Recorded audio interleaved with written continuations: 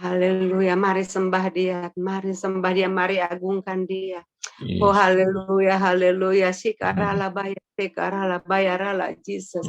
Rabayara Bapa, mari katakan sesuatu ucapan syukurmu kepada Tuhan di pagi hari ini, di penghujung tahun ini. Kalau kita ada semua karena anugerahnya, semua karena kebaikannya. Mari jangan sia-siakan waktu ini.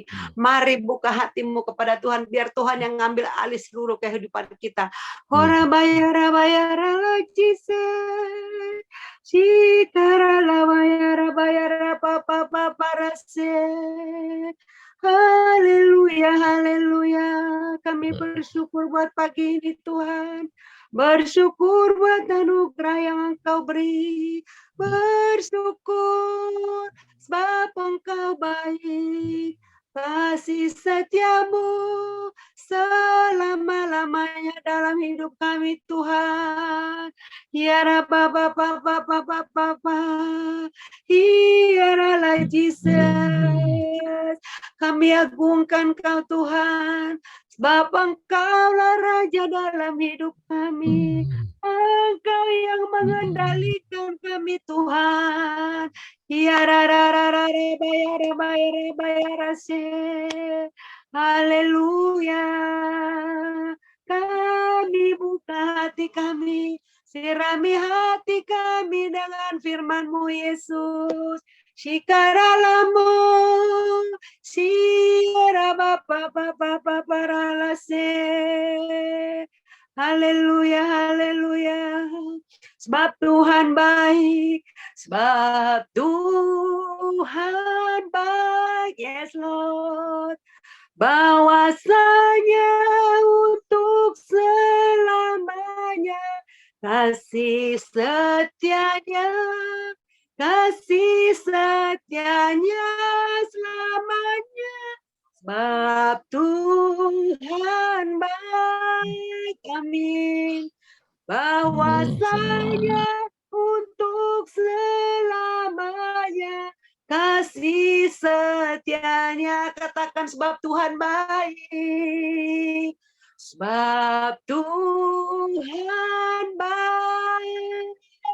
Bahwasanya untuk selamanya kasih setianya, kasih setianya selamanya.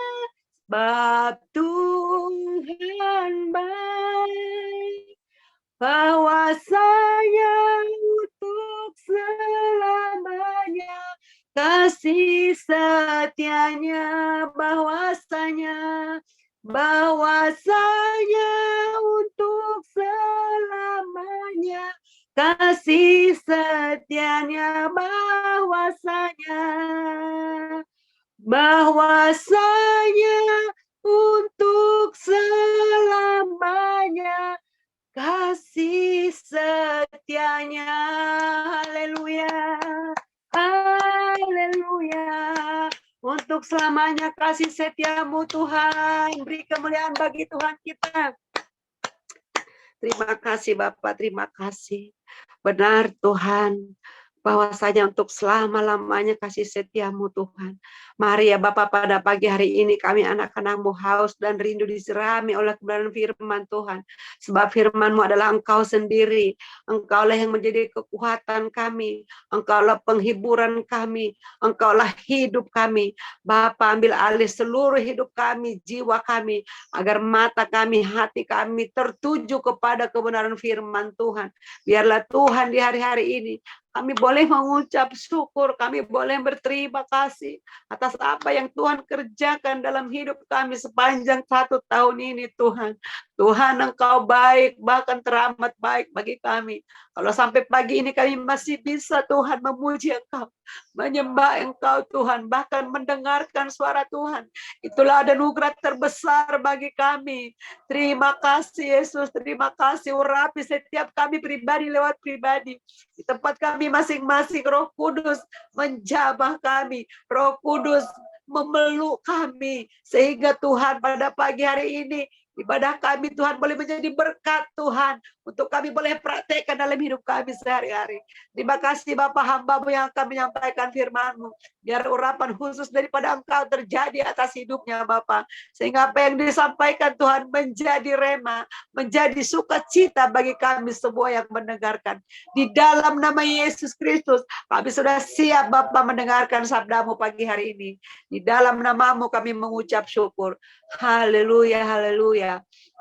Amin. Saya serahkan kepada hambanya Bapak Cikianko. Selamat melayani Pak. Tuhan berkati.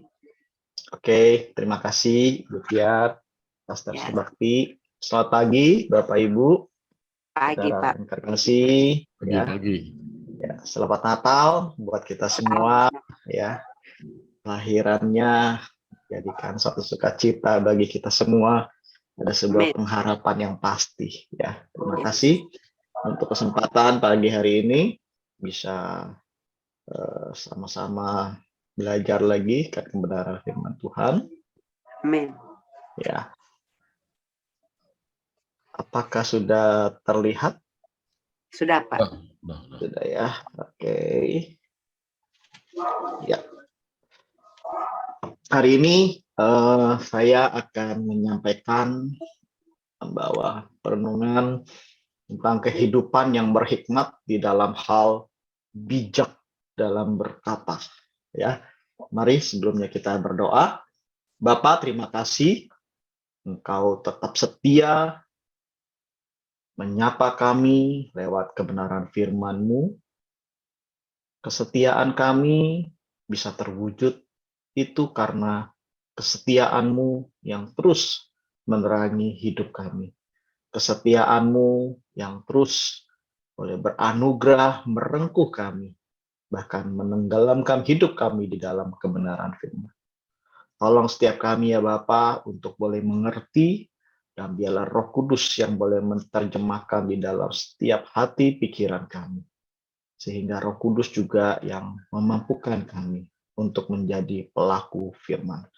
Terima kasih Tuhan, urapi hamba-Mu yang penuh dengan keterbatasan, yang hina dina ini, bahkan kesalehannya pun bagaikan kain yang kotor di hadapan-Mu.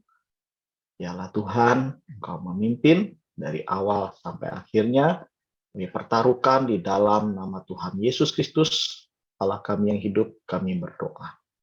Amin. Ya, bijak berkata, ya.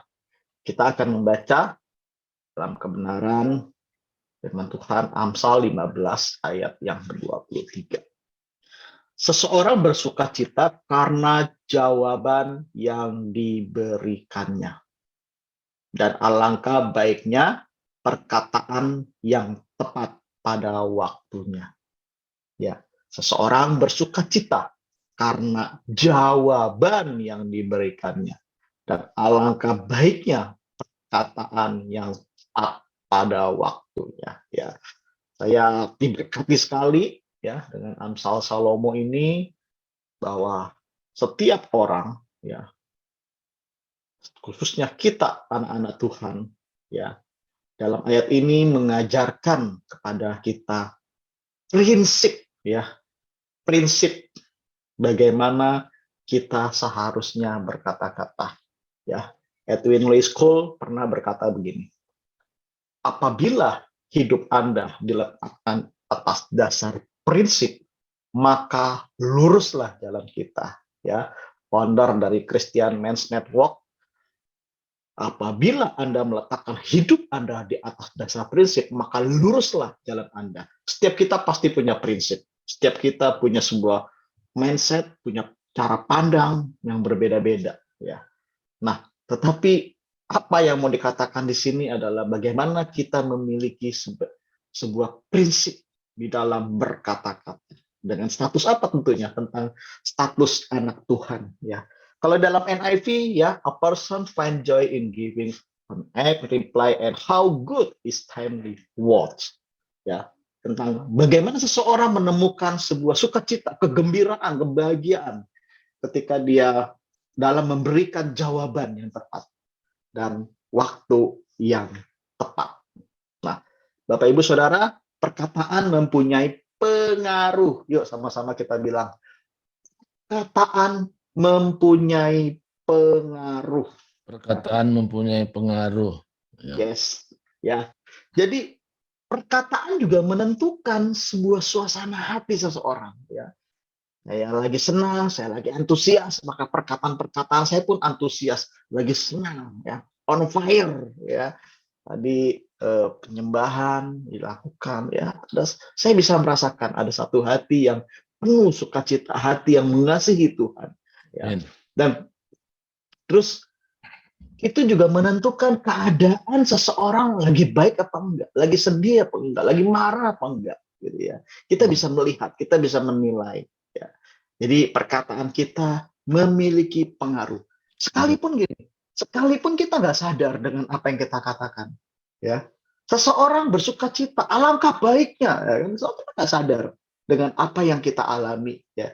Tetapi saya mau katakan sekali lagi, perkataan mempunyai pengaruh, ya. Amin. Ya, pun ada orang yang iseng-iseng, itu kan cuma iseng-iseng aja saya ngomong kayak gitu, jangan diambil hati lah, ya kan? Saya tuh cuma bercanda, kamu kayak nggak kenal hatiku aja, kamu nggak kenal saya, ya kan?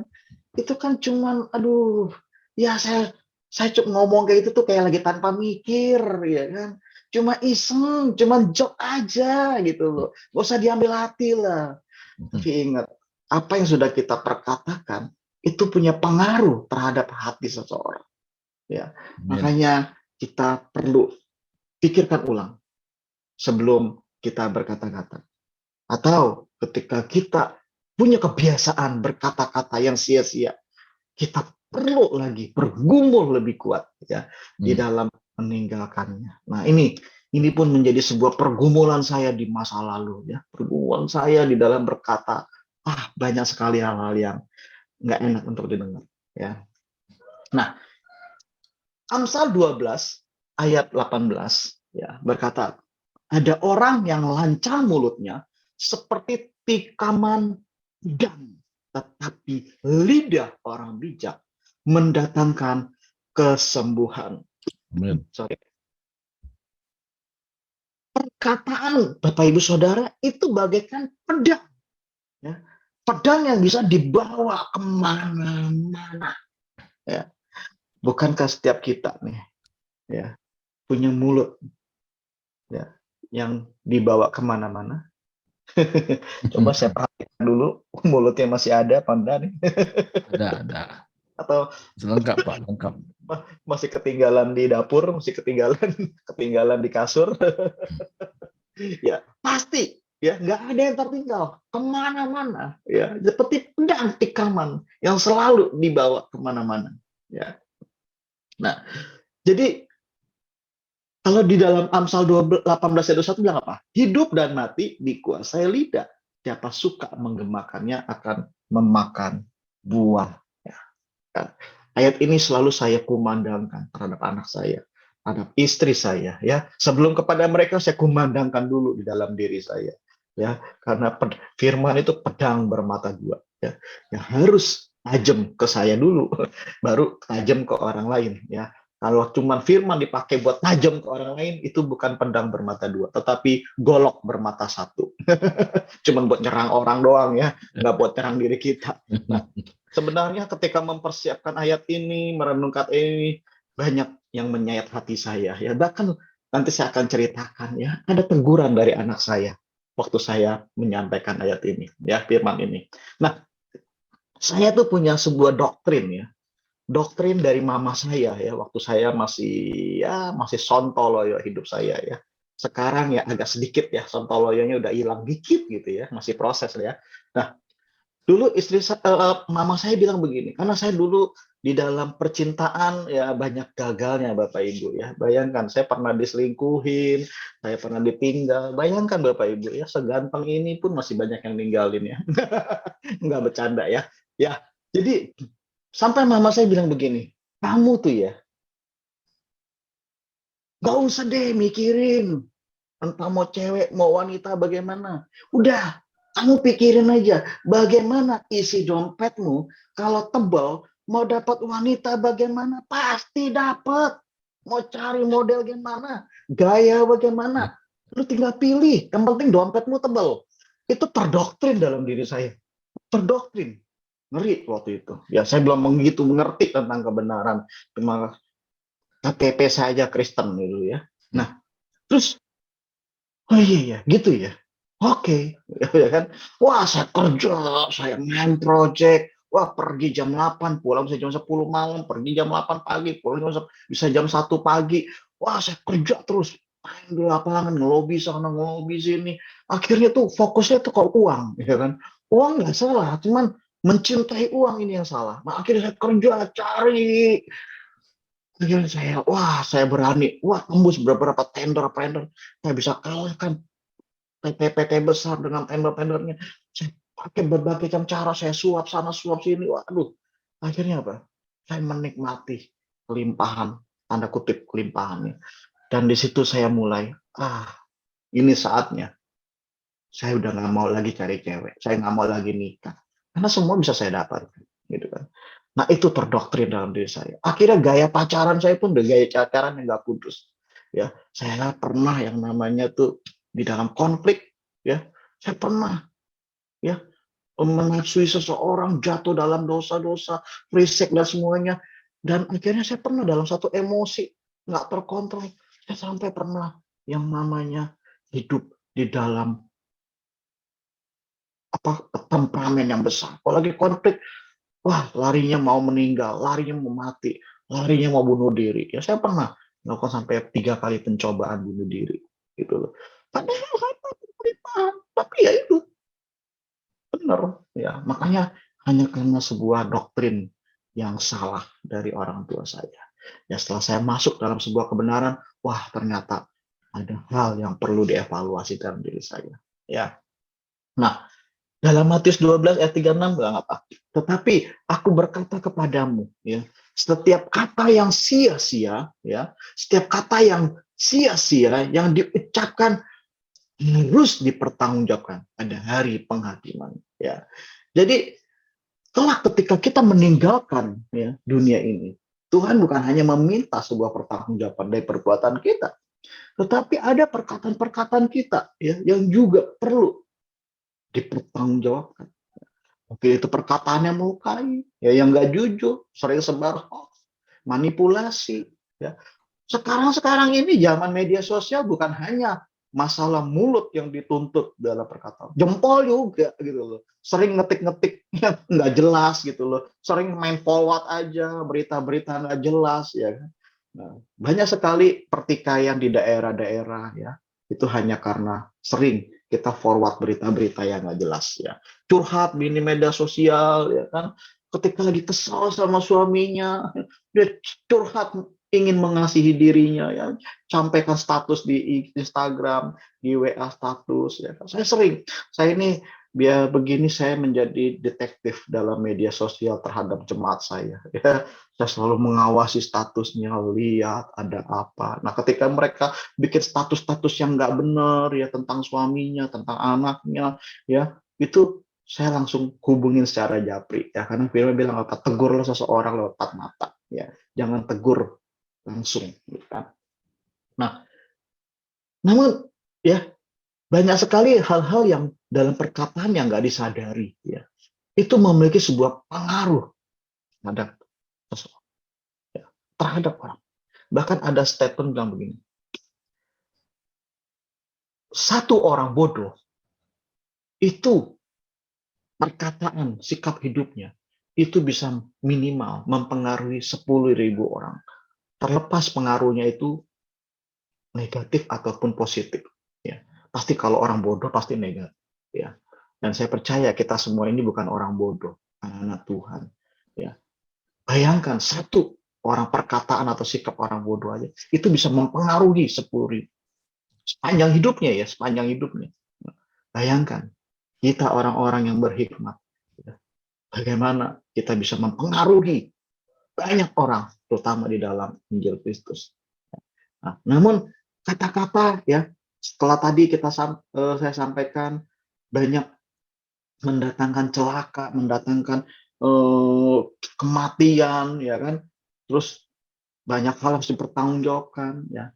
Tapi kata-kata kita juga bisa mendatangkan sebuah kesembuhan. pengharapan, kehidupan, sukacita, dan lain sebagainya. Ya. Seperti apa? Yaitu perkataan yang tepat di waktu yang tepat. Seperti tadi ya, di ayat pertama Amsal Salomo katakan. Ya. Yuk sama-sama kita katakan perkataan yang tepat di waktu yang tepat. Perkataan yang tepat di waktu yang tepat. Ya.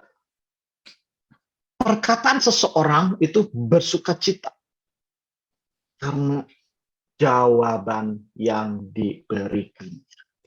Ya. Jawaban yang diberikan. Satu kali ya, di tahun 2006 itu adalah kelahiran baru saya. Ya. Saya mengalami satu perjumpaan dengan Tuhan. Ya. Dengan kehidupan saya yang begitu kelam, hancur. Ya. Bisnis jalan, tetapi jiwa ini kosong. Kehidupan hancur. Pergaulan hancur. Sampai saya ingin mengakui sebuah dosa perzinahan. Ya. Dosa yang gak bisa saya lepas. Itu. Ya. Saya terikat hampir 15 tahun dosa ini. Nah, setelah itu saya datang kepada seorang bapak rohani, sekarang menjadi gembala saya. Ya. Saya datang, saya utarakan itu semua. Ya. Terus ada sebuah perkataan yang melegakan jiwa saya. Seperti racun itu keluar semua. Seperti timah di dalam tubuh ini keluar semuanya. Ya. Saya akui semua dosa-dosanya. Ya. Yakobus 5:16 bilang apa? Hendaklah kamu saling mengaku dosamu dan saling mendoakan supaya kamu sembuh. Karena saya pengen sembuh. Dan waktu saya mengakui itu semua, tiba-tiba ada perkataan. Ya. Waktu itu dia masih hamba Tuhan, saya belum jadikan dia bapak rohani saya. Dia bilang begini, saya bangga sama kamu. Nggak semua orang berani mengaku dosa seperti itu. Tapi saya melihat ada sebuah dorongan Roh Kudus dalam hati kamu. Saya terima apa ada. Itu bikin saya nangis jadi-jadinya. Karena saya nggak pernah mengalami sebuah penerimaan seperti itu. Hanya mengatakan, saya bangga sama kamu. Saya nggak pernah dengar. Jadi seakan-akan cuma saya di dunia ini yang berani mengaku dosa. Seakan-akan seperti itu. Berani mengaku dosa-dosa yang tabu di lingkungan, di gereja. Ya. Waktu ada perkataan itu, saya nangis jadi-jadi. Saya mengalami sebuah pelukan, rengkuhan anugerah Tuhan. Ya. Jadi ada sebuah jawaban yang tepat berikan. Nah, terus Amsal 16 ayat 24 bilang apa? Perkataan yang menyenangkan adalah seperti sarang madu, manis bagi hati dan obat bagi tulang-tulang. Ya, perkataan yang menyenangkan. Ya. Perkataan apa lagi yang tepat? Ya, perkataan apa lagi yang mempengaruhi? Yaitu perkataan yang lemah lembut. Amsal 15 ayat 1. Jawaban yang lemah lembut merendahkan kegeraman, tetapi perkataan yang pedas membangkitkan amarah. Ya. Siapa lagi? Perkataan yang baik. Ya. Kekhawatiran dalam hati membungkukkan orang, tetapi perkataan yang baik menggembirakan dia. Perkataan apa lagi yang memiliki pengaruh? Perkataan yang ramah. Amsal 15 ayat 26. Rancangan orang jahat adalah kekejian bagi Tuhan. Tapi perkataan yang ramah itu suci. Amsal 19:27. Perkataan hikmat. Ya. Hai anakku, janganlah lari mendengarkan didikan. Kalau engkau menyimpang juga dari perkataan-perkataan yang memberikan pengetahuan. Efesus 4 ayat 29. Perkataan yang membangun. Janganlah ada perkataan kotor keluar dari mulutmu. Tapi pakailah perkataan yang baik untuk membangun. Di mana perlu supaya mereka yang mendengarnya beroleh kasih karunia. Ya. Bukan beroleh kata batu sandungan, ya, tapi ada kasih karunia. Terus Efesus 6 ayat 19. Juga untuk aku, supaya kepadaku jika aku membuka mulutku, dikaruniakan perkataan yang benar, agar dengan keberanian aku memberitakan rahasia Injil. Ada perkataan yang benar. Nah, yang terakhir, ya ini menjadi sebuah ayat yang favorit bagi kita. Ya, dan ayat ini selalu menjadi pegangan saya ketika mendengarkan orang, konselin orang, ya, merengkuh orang-orang yang lagi lemah, lagi jatuh, lagi down. Ya, Kolose 1 ayat 28 29. Dialah yang kami beritakan apabila tiap-tiap orang kami nasihati dan tiap-tiap orang kami ajari dalam segala hikmat untuk memimpin tiap-tiap orang kepada kesempurnaan dalam Kristus. Itulah yang kuusahakan dan yang kupergumulkan dengan segala tenaga, dengan kuasanya yang bekerja kuat di dalam aku, yaitu perkataan yang dipimpin oleh Kristus. Ya, berapa banyak setiap kita yang mau rindu setiap perkataan kita yang menyenangkan, lemah lembut, baik, ramah, hikmat, membangun, yang benar, yang semuanya itu dipimpin oleh Kristus. Saya rindu banget, ya. Saya rindu banget untuk bisa setiap apa yang saya sampaikan, ya. Bahkan dalam menyampaikan firman ini, dalam hati saya bilang, Tuhan, cegah setiap perkataan saya yang keluar dari diri saya. Biarlah itu hanya keluar dari Engkau saja. Ya, saya paling takut, Pak Ibu, ketika menyampaikan sesuatu hanya untuk kesombongan dan saya paling takut, saya paling ngeri sekali seperti itu. Ya, karena itu dalam mempersiapkan, saya coba selalu share firman kepada istri supaya dia bisa tahu, ya, apa yang saya sampaikan ini sesuai enggak dengan apa yang saya hidupi. Ya, jadi harus diucapkan pada waktu yang tepat. Ya, pada waktu yang tepat, seperti dalam Amsal 25 ayat 1 bilang apa? Kataan yang diucapkan tepat pada waktunya adalah seperti buah apel emas di pinggan perak. Ya, buah apel emas di pinggan perak. Ya, apel emas ini bicara apa? Sesuatu yang berharga, sesuatu yang indah, sesuatu yang baik, yang bangun, yang indah, ya, yang cemerlang. Nah, maka itu diletakkan tempat yang tepat di pinggan perak. Nggak cocok kalau umpamanya ditaruh di pinggan yang dari kertas gitu loh. Jadi maksudnya apa? Kata-kata yang ramah, kata-kata yang lemah lembut, penuh dengan hikmat, membangun, yang dipimpin oleh Kristus, itu jika dikatakan di waktu yang nggak tepat, itu jadi sia-sia, Bapak Ibu. Ya, saya katakan sekali lagi, kata-kata yang ramah, lemah lembut, penuh dengan hikmat, membangun, kata-kata yang benar, yang baik, yang dipimpin oleh Kristus, itu jika dikatakan, ya, di waktu yang tidak tepat, itu akan menjadi sia-sia. Ya, pasti itu nggak dipimpin oleh Kristus. Pasti itu dipimpin oleh diri dia sendiri. Kalau dia mengatakan di tidak waktu yang tepat, ya, karena Kristus selalu ketika berbicara selalu waktu yang tepat, on track, on time, ya, dan semuanya sesuai dengan jalur, ya, tidak ada yang terlambat, ya. Jadi kita tidak hanya belajar dari sini, kita nggak hanya belajar tentang bagaimana berkata penuh hikmat, berkata dengan benar, tetapi kita juga mau belajar bagaimana kita mengatur perkataan di waktu yang tepat.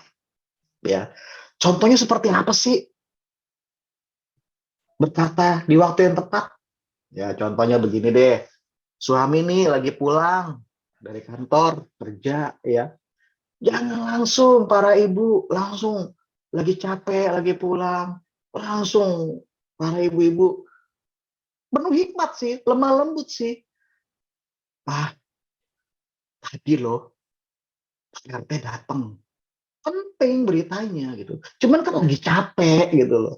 Ayo, itu nggak akan didengar gitu. Sekalipun didengar nggak akan ditanggepin.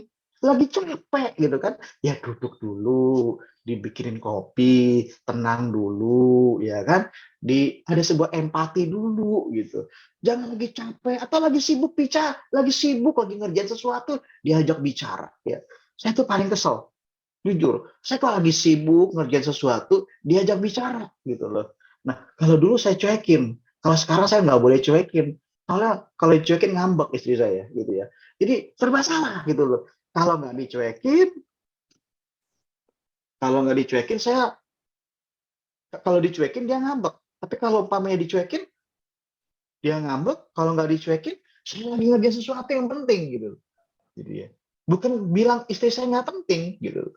Nah, tapi dari situ saya mulai belajar. Ah, saya langsung cerita. Ah nih, nanti kalau lagi sesuatu nih ya, kamu lihat saya lagi begini, ya, kamu coba deh lihat itu penting dulu nggak, prioritas nggak gitu loh. Saya sampaikan gitu loh. Tahu ketika saya sadar, kan kita di Jati selalu mengatakan, ayo hormatilah istrimu sebagai teman pewaris kasih karunia. Waduh, itu ayat muncul banget tuh kalau nabok bolak-balik tuh dalam diri saya itu 1 Petrus 3:7 ya. Ya udah, saya langsung bilang, ini penting nggak? Harus disampaikan hari ini kak? Harus saya dengar hari ini? Dia bilang, oh ya nggak apa-apa, santai kok, masalahnya harus handle. Oh ya udah, gitu loh. Kalau dulu ya nggak kayak gitu saya ya. Terus apalagi contohnya, lagi sakit, lagi marah, lagi kesel, ya kan?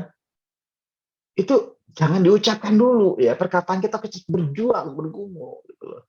Saya pun belajar Bapak Ibu ya, ketika melihat istri saya dia lagi capek, lagi lelah, ya ngantuk, saya bergumul keras untuk tidak mengutarakan ya. Tapi kadang-kadang pria ini suka lupa gitu loh. Nanti mau ngomong apa ya gitu. Nah, biasanya saya pakai trik. Saya ketik dulu di WA. Hani tadi begini-gini, topiknya saya gini, nanti saya mau bicara gini-gini. Saya kasih topiknya. Nah, supaya nanti saya nggak lupa gitu loh. Nah, nanti ketika dia udah kesibukan, dia udah selesai, dia udah ngantuk atau apa, mengerjakan sesuatu, baru kita bahas gitu. Ya. Nah, ada lagi nih buat ibu-ibu. Suami nih kalau lagi lapar, nah itu jangan diajak ngomong deh, jangan diajak ngomong deh. Lagi lapar diajak ngomong dulu, jangan kenyangin dulu deh. Nggak, ini saya nggak ngomong suami-suami di sini ya, ini saya. Saya begitu, kalau lagi lapar, waduh, nggak bisa deh diajak diskusi ya. Perut ya, ada diskusi dulu ya. Nah, tapi begini ya, wanita juga nih. Jadi jangan cuma suami aja, wanita juga ya. Wanita kan setiap bulan ada siklus tertentu tuh ya. Lagi sensi-sensinya PMS ya, maaf ya. Nah, itu kita harus pahami ya, ya. Kadang-kadang suka sensi fase-fase ini ya, pahami. Jangan terlalu banyak, walaupun dia makhluk bicara ya, tapi jangan banyak utarakan hal-hal yang memang kita lihat dia lagi lemah. Nah, jadi saya katakan ini sesuatu yang general ya, tetapi gini, tentukan, kenali lawan bicara kita ya. Waktu yang tidak tepat itu kapan? Kita harus kenali ya. Saya harus kenali istri saya kalau dia lagi lelah, lagi ngantuk, ya kadang-kadang dia juga lagi lapar. Wah, saya udah jangan banyak bicara deh, nggak nyambung ya, nggak nyambung. Udah, saya lebih baik nahan diri, kirim di WA dulu, nanti baru kita bahas ya. Itu contoh-contoh yang bantu saya. Terus satu lagi ya, hati orang yang benar menimbang jawabannya, tetapi mulut orang fasik mencurahkan hal-hal yang jahat. Dalam Amsal 15 itu ya. Jadi kita mencari waktu yang tepat, kita belajar, berjuang lagi ya. Maksudnya apa? Menimbang jawaban. Arti gini, terus kita berjuang, kita belajar berjuang untuk menahan diri, nggak terburu-buru ya. Kita mau bersedia menunggu waktu yang tepat, bersedia mempertimbangkan kembali, memikirkan kembali apa yang harus saya ucapkan, apakah ini membangun ya, atau tidak ya, atau ini waktu yang tepat atau enggak. Kita berjuang, bergumul di sini. Jadi nggak hanya pandai bicara ya, penuh dengan hikmat, tetapi kita juga perlu mengatur di waktu yang tepat.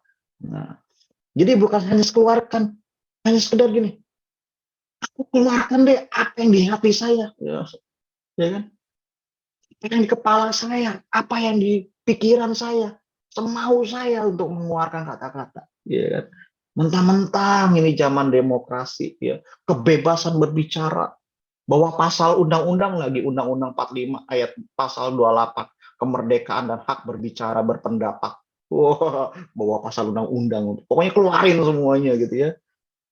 Tetapi gini, kalau enggak waktu yang tepat, ya, sebaik atau sebagus apapun katakan kita, itu akan menjadi sia-sia, ya, sia-sia.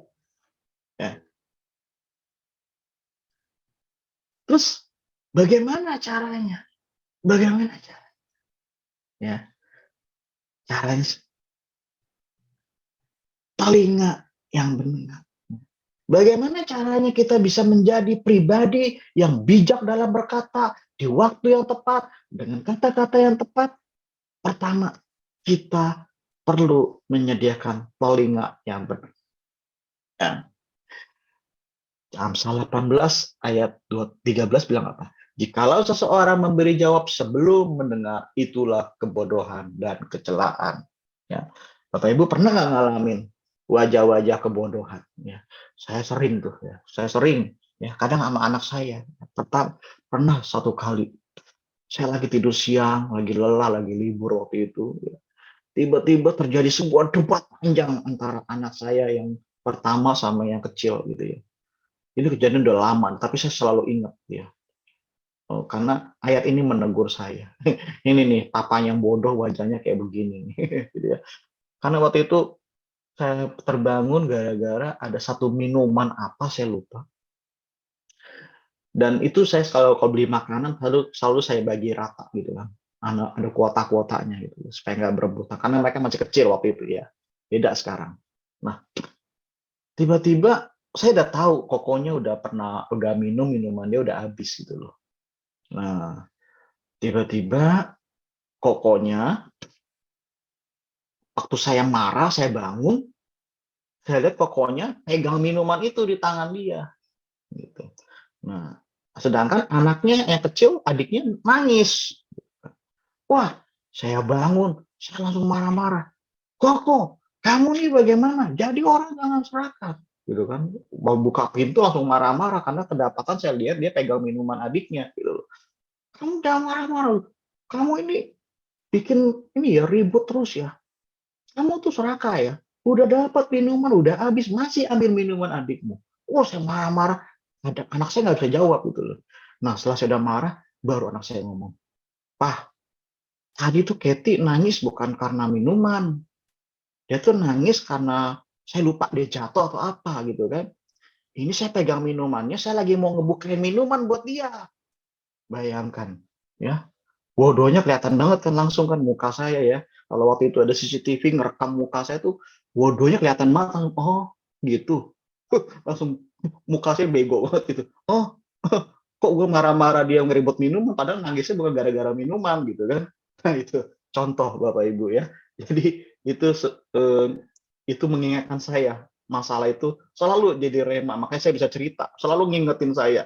Orang yang memberi jawab sebelum mendengar itu kebodohan. Harusnya kan begini, kenapa adikmu nangis? Harusnya begitu kan? Oh, dia nangis karena jatuh gitu kan. Ini gara-gara ngeliat minuman dipegang kokonya langsung saya omel-omelin gitu kan. Nah, itu ya. Nah, terus pasanglah telingamu ya, Amsal 22:7-18. Pasanglah telingamu dan dengarkanlah amsal-amsal orang bijak. Berilah perhatian kepada pengetahuanku, karena menyimpannya dalam hati akan menyenangkan bagimu. Bila semuanya itu tersedia pada bibirmu. Ya, jadi dari sini kita belajar tentang amsal-amsal orang bijak itu bicara prinsip firman Tuhan. Ya, jadi kalau kita mau menjadi orang yang pandai berkata-kata dengan bijak, pandai bisa mengatur berkata-kata dengan waktu yang tepat, kita harus mendengarkan, melatih kepekaan kita dengan semakin tajam lewat latihan mendengarkan firman Tuhan, membaca, merenungkan, aplikasikan, hidupi, praktek, gagal, jatuh lagi, bangun lagi, praktek lagi. Ya, jadi dengarkan terus ya firman Tuhan. Nah, kita akan semakin terlatih untuk bisa memahami pasangan kita, anak-anak kita, mungkin orang tua kita. Kita bisa terlatih ya ketika kita peka ya. Kita sebagai suami juga bisa memahami hati istri, sebagai istri bisa memahami hati suaminya ya. Jadi ini adalah mungkin sebuah statement ya, bilang begini ya. Sebuah tips ya bilangnya ya. Terkadang ya kalau suami lagi bicara ya, suami kalau lagi bicara itu yang pertama yang keluar itu to the point, itu hal yang utama harus didengerin gitu ya. Ini harus didengerin kalau perkataan suami yang pertama kali keluar. Itu poinnya, maksud pentingnya ya. Karena pria itu makhluk prinsip gitu loh. Nah, tapi kalau wanita lagi ngebahas sesuatu, hal pertama jangan didengerin dulu ya. Biasa yang kedua itu yang poin pentingnya, intisari itu yang kedua gitu ya. Jangan dianggap dulu yang pertama ya. Tapi begini, ketika poin yang pertama udah ditunggu-tunggu, poin kedua nggak nongol-nongol, kok masih ngebahas poin pertama? Nah, itu artinya gini, itu yang poin pertama itu sangat penting. Itu poin pertama, sesuatu yang mungkin kita sebagai seorang suami udah kurang peka dengan istri, akhirnya ya dia nggak bakal ngalor ngidur lagi, jadi makhluk to the point. Gitu ya. Ini hanya sebuah intermezzo aja buat kita. Ya. Jadi orang bijak ya, dia selalu memberikan sebuah jawaban sebelum mendengar. Ya. Nah, ini saya ngelatih ya anak saya di masa pandemi nggak bisa kemana-mana. Yuk kita latihan ayat firman Tuhan, karena saya waktu itu lagi memuridkan beberapa orang ya, untuk masuk dalam pemuritan itu saya nggak akan yang namanya harus ngajar terus karena saya terbatas. Karena itu saya minta mereka menghafal firman Tuhan ya. Jadi Roma 10:17 bilang apa? Iman timbul dari pendengaran, pendengaran oleh firman Kristus. Hanya firman yang bisa memerdekakan kamu, hanya firman yang bisa menolong kamu, hanya firman yang bisa mengubah hati kamu. Koko terbatas, saya sangat lemah sekali. Karena itu kamu perlu merenungkan firman, dan biarlah firman menjadi rema, kamu perlu hafalkan ya. Karena prinsip orang Yahudi ya di orang-orang Yahudi itu mereka dari kecil sudah dilatih untuk menghafal ayat-ayat ya. Nah ini yang saya coba latih anak saya. Mazmur 25 ayat 14. Tuhan bergaul karib dengan orang yang takut akan Dia dan berjanjikan. Mazmur 25 Ulang. 14. Tuhan Ulang. Aku Mazmur 24 ayat 4. Ya.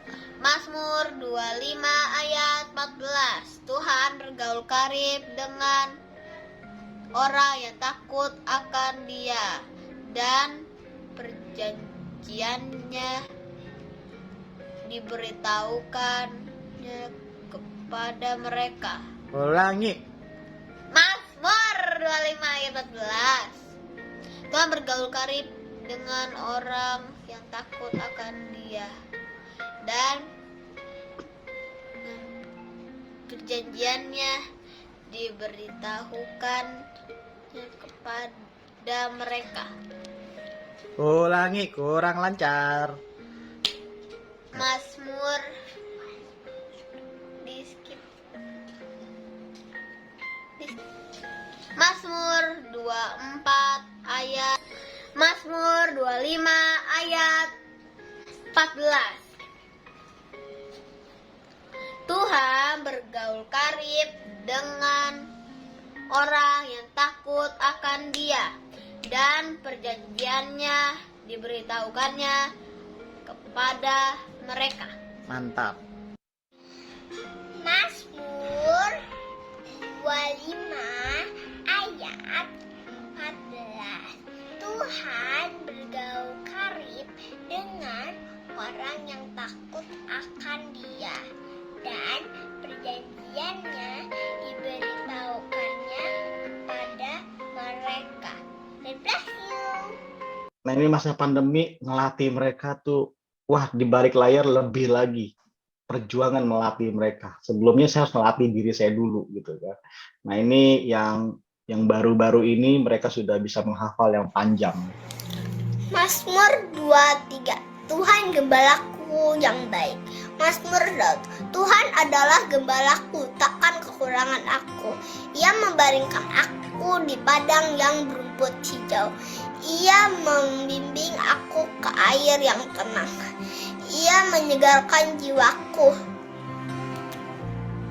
Ia menuntun aku di jalan yang benar oleh karena namanya.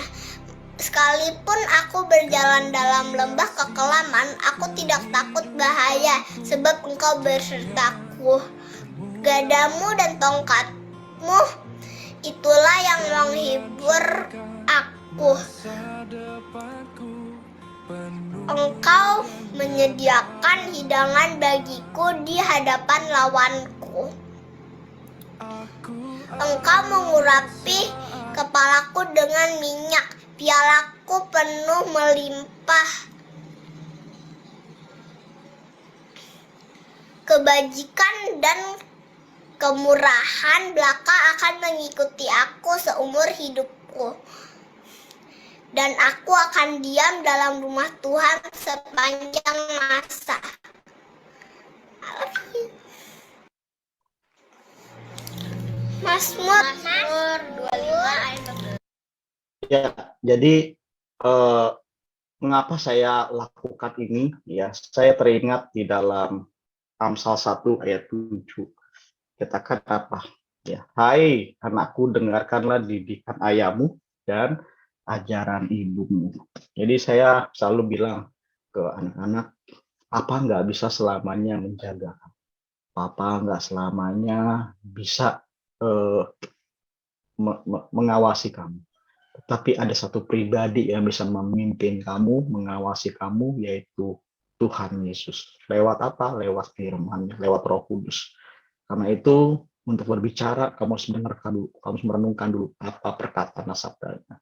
Dan saya latih mereka, latih mereka. Kita jadi kadang-kadang menjadi sebuah challenge, tebak-tebakan, ini ayat apa. Dan itu saya ngelatih ya, bersama dengan istri. Tujuannya apa? Ketika mereka sudah hidup mengalami sebuah rema dalam hidup, saya percaya Tuhan akan berikan mereka kepekaan, Tuhan akan berikan mereka kekuatan, Tuhan akan memampukan mereka di dalam berkata-kata, bersikap, dan bertingkah laku.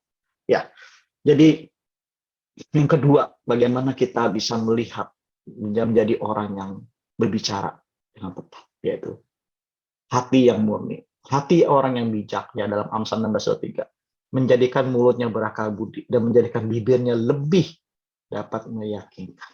Ya, supaya kita bisa bicara dengan tepat waktu yang tepat, kita perlu memiliki hati yang murni. Ya. Hati dan mulut sangat berkaitan sekali dengan semua apa yang kita. Setiap perkataan kita mencerminkan apa yang ada di hati kita. Bahkan Lukas 45, 6 ayat 45 bilang apa Tuhan Yesus bilang? Ya, dalam Lukas 6 ayat 45. Orang yang baik mengeluarkan barang yang baik, perbendaharaan hati yang baik. Dan orang yang jahat mengeluarkan barang yang jahat, perbendaharaan hati yang baik. Karena dengan diucapkan mulutnya, meluap dari hatinya. Perbendaharaan itu bicara apa? Sesuatu yang kita simpan. Apa yang masih kita simpan di hati kita, itu akan keluar dalam bentuk perkataan. Ya. Mungkin ada orang, dia bisa aja memanipulasi kata-kata yang baik dan lain sebagainya. Tetapi di dalam kondisi tertentu, dalam tertekan, itu bisa keluar kata-kata yang selama ini mengaplikasikan isi hatinya. Ya. Apa yang kita simpan di hati kita bisa keluar dalam bentuk perkataan. Mari kita mau sering-sering datang kepada Tuhan. Ya. Seperti pemazmur bilang, selidikilah hatiku ya Tuhan. Ujilah hatiku. Ya. Mari kita sama-sama minta Roh Kudus. Singkapkan apa sih yang masih kita timbun di hati kita. Ya. Yang mungkin sudah bertahun-tahun masih kita simpan di hati kita. Mungkin ada luka di sana. Ya. Ada kepahitan di sana. Ya. Pasti semuanya bisa keluar. So. Yuk, kita sama-sama datang kepada Tuhan. Akui. Ya.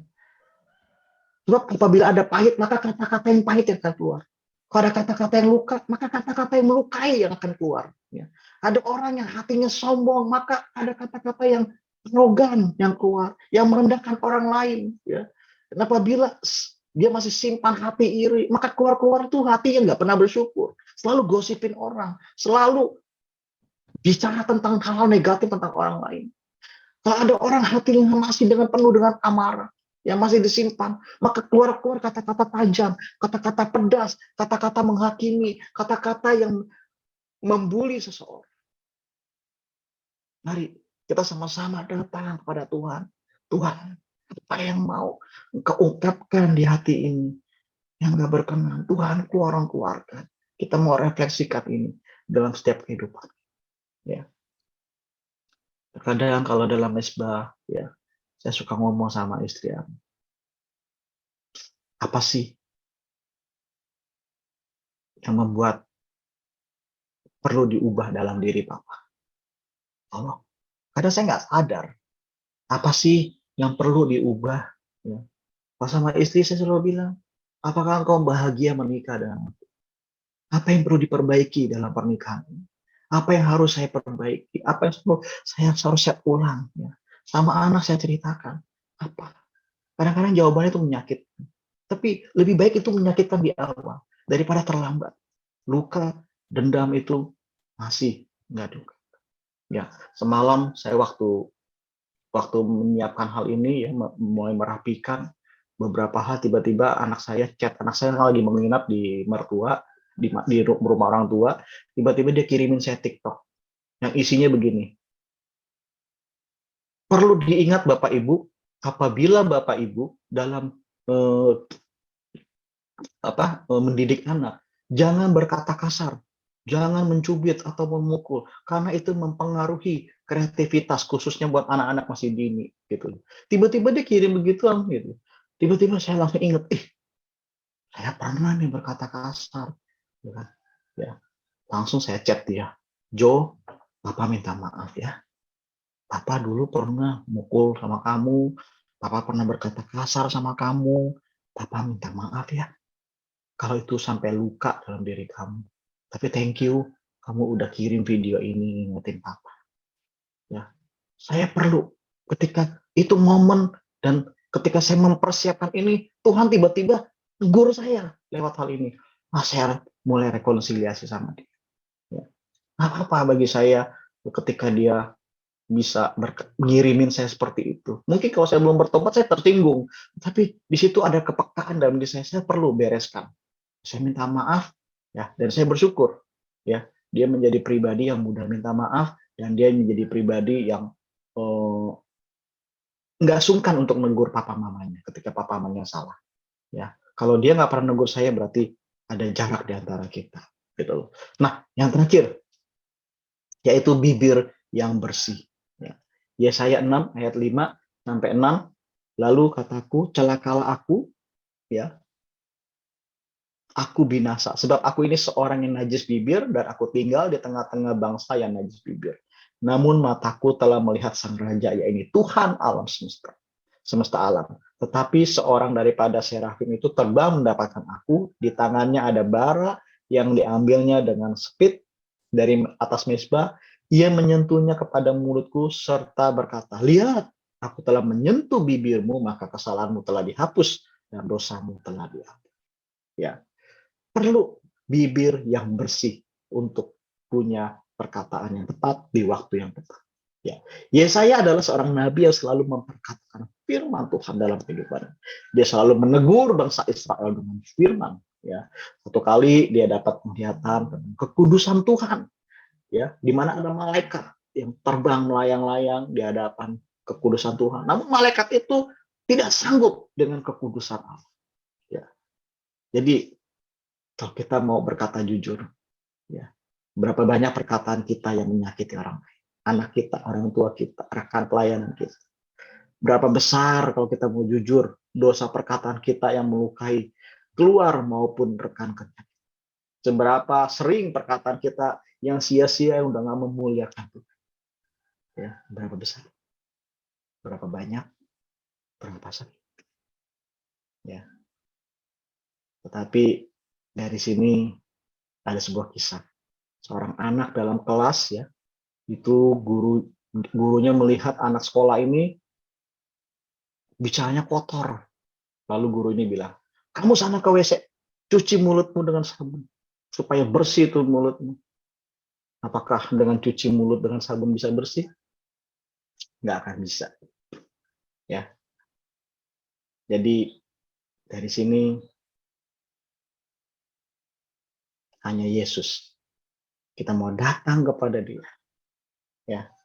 Kita datang kepada Tuhan, akui segala kelemahan kita, karena dia bukan hanya sekedar juru selamat, namun dia juga selalu nggak pernah nyerah dengan kita, dengan segala kegagalan perkataan-perkataan kita, sikap kita, dia nggak pernah nyerah, sekalipun kita gagal, karena kegagalan kita ini nggak akan pernah bisa menggagalkan perancangan Tuhan atas hidup kita. Ya. Justru itulah dia rela mati di atas kayu salib, ya, oleh karena semua dosa kita. Mari, Bapak Ibu, kita mau datang dengan segala kelemahan kita, ya, akui segala kegagalan kita di hadapannya. Ya. Ada hal yang belum dibereskan dengan rekan sesama, dengan saudara, dengan anak, istri. Yuk, bereskan. Ya. Khususnya di dalam hal perkataan. Dalam kelemahan ada anugerah yang akan selalu merangkuh hati, pikiran, bibir kita. Ya. Oleh karena itu, Kristus adalah Imam Agung yang turut merasakan segala kelemahan kita. Ya. Seperti Nabi Yesaya, ya. Tuhan akan sucikan bibirnya dan hatinya dan hapus segala pelanggarannya. Dan mau memakai bibir kita menjadi saluran berkat.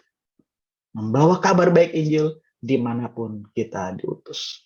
Apa kita mengatakan seperti Nabi Yesaya, ini aku, utuslah. Lewat perkataan bijak, kita boleh menyegarkan, menghadirkan Kristus bagi orang lain. Menjadi Kristus-Kristus kecil bagi orang-orang lain. Khususnya bagi mereka yang bukan. Terima kasih, Tuhan Yesus memberkati. Mari kita berdoa. Bapa, terima kasih untuk firman kebenaran-Mu.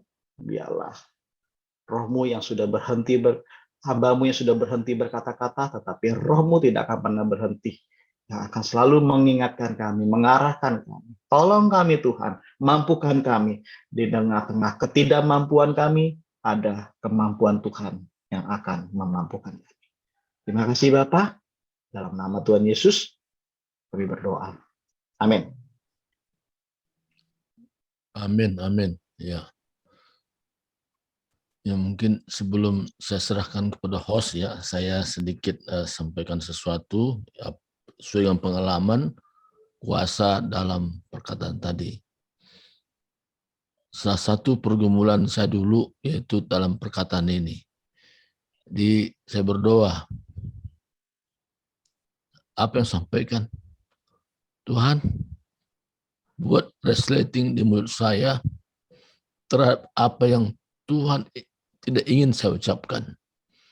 Dan bukakan mulut saya terhadap apa yang Tuhan inginkan saya ucapkan. Itu menjadi statement doa pribadi saya kepada Tuhan. Karena saya tahu perkataan tadi bisa melukai orang, tapi perkataan juga bisa menunjukkan orang. Dan saya praktek, saudaraku. Jadi kalau istri masak hambar, saya nggak bilang hambar. Udah bagus masakannya ya. Tapi kalau taruh garam dikit aja, sudah lebih enak lagi. Dan saya belajar untuk ungkapan seperti itu. Jadi saudaraku Tuhan, pergumulan saya dulu di mana tidak bisa mengontrol perkataan itu dengan bahasa latah namanya ya. Tapi ketika saya berdoa kepada Tuhan, Tuhan taruh resleting di mulut saya terhadap apa yang Tuhan tidak inginkan saya ucapkan. Saya berdoa taruh resleting. Nah itu bayangkan saudaraku. Dan Tuhan bukakan mulut saya terhadap apa yang Tuhan inginkan saya ucapkan. Dan sampai hari ini saya diberikan Tuhan kemenangan dalam hal ini ya. Jadi ini satu kesaksian yang saya bisa alami sendiri. Nah dengan harapan juga pasti kita punya kesaksian juga. Terima kasih, serahkan kepada host. Ya. Aduh, haleluya, haleluya, luar biasa ya. Saya hari ini dikupas habis-habisan ini sama firman Tuhan ya. Aduh, tapi saya senang. Tapi kalau saya dibikin resleting gimana ya gitu. Jadi saya lagi mikir nih. Karena saya yang paling banyak bicara di grup ini kan. Jadi waduh, berarti saya sudah banyak ini menyakiti hati Bapak Ibu ya. Jadi lewat momen ini satu hal saya mau katakan, saya tidak ada niat untuk menyakiti ya. Cuman mungkin hanya untuk ya bagaimana biar kita bisa berinteraksi dengan baik. Tapi mungkin cara saya menyampaikan tidak tepat seperti pelajaran hari ini. Tapi saya sangat diberkati Pak Cikian. Makasih banyak buat firman Tuhan yang luar biasa ya. Jadi saya harus belajar lagi bagaimana memperkatakan perkataan yang tepat di waktu yang tepat. Ada 3 tadi katanya ya. Harus punya telinga yang mendengar, didengar dulu baru ya diberikan jawaban. Kemudian yang kedua, mempunyai hati yang murni, maksudnya ya harus dengar-dengaran dengan Roh Kudus lah, tanya sama Kristus ini bagaimana gitu. Baru yang ketiga, mempunyai bibir yang bersih ya. Jadi nggak neko-neko kita datang kepada Tuhan apa yang Tuhan mau kita sampaikan ya. Wow, keren firman-Nya. Saya sangat-sangat diberkati Pak ya. Jadi ya saya banyak ini gagal ini, jujur. Makanya saya bilang saya dikuliti ya. Saya juga dulu pernah kesaksian ya, saya bisa marah, suami baru nyampe, saya sama dia capek, saya juga lagi capek, gitu kan. Nah, seperti tadi kata Pak Cikian itu benar. Kadang-kadang kita juga lagi datang tamu katanya ya. Kalau wanita kan ada siklusnya datang tamu. Kita lagi datang tamu, suami bikin sebel. Wah, udah tuh. Kita pun keluar taringnya. Akhirnya ketemu kan. Nah, itu tadi. Tapi saya mau saksikan saya ya walaupun begitu saya bersyukur nggak pernah sampai main tangan ya. Malah saya pernah dulu kesaksian ya, dia memukul badannya, saya dengar terus pisau dijatuhkan gedebar, saya lari ke dapur. Hah, ada apa? Saya kabur, saya lihat pisau di bawah, rupanya dicampakkannya biar sengaja dia biar saya itu sadar gitu bahwa saya itu salah. Ya, saya itu salah. Terus saya lihat dia pukul badannya, tangannya masih di badannya, baru saya peluk, maafin saya. Saya bilang, baru dia katakan, kamu tidak memberikan saya ruang untuk saya berpikir gitu ya. Nah, itu kesalahan saya terbesar ya. Nah, mulai dari situ saya belajar, saya bilang saya tidak mau lagi. Jadi kalaupun pulang terlambat, walaupun ini saya seperti kepastian tadi, saya kasih duduk dulu, minum dulu, ngobrol, udah makan belum. Nah, udah selesai baru saya ngomong kalau ada yang perlu gitu ya. Dan mulai dari situ saya belajar minimal sekali 2 minggu kami harus sharing, minimal sekali 2 minggu.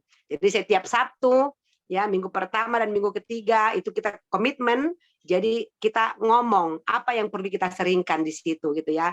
Nah, jadi kalau mau marah-marah dari situ kita buka, tapi memang gini, ketika itu kita bikin, kita nggak ada lagi marah karena sudah pikiran kita lagi tenang, kita pun menyampaikannya sudah tenang gitu kan. Jadi memang luar biasa ya, saya banyak diteguhkan ya, banyak untuk belajar lagi. Tapi tadi saya ya satu hal saya mau katakan ya, saya sebagai host di sini ya pasti udah banyak mungkin ada yang tersinggung, mungkin perkataan saya tadi kata Pak Cikian ya seperti apa tadi Pak, pedang bermata dua ya, pedang bermata dua ya. Jadi ke saya dulu baru ke orang lain, bukan golok bermata satu ternyata. Saya sangat-sangat diberkati hari ini ya Pak ya. Sekali lagi silakan Bapak Ibu yang mau bersaksi, waktunya 3 menit, nggak banyak ya yang mau bikin saya itu kesaksian saya. Jadi saya mau belajar berubah ya, itu tadi ya, dukung saya. Kalau saya salah ingatkan saya, boleh japri. Tadi kayak kata Pak Cikian, japri. Jadi bicara 4 mata ya. Saya terbuka untuk itu. Itu saja, terima kasih. Silakan Bapak Ibu yang mau bersaksi ataupun mau komen, silakan.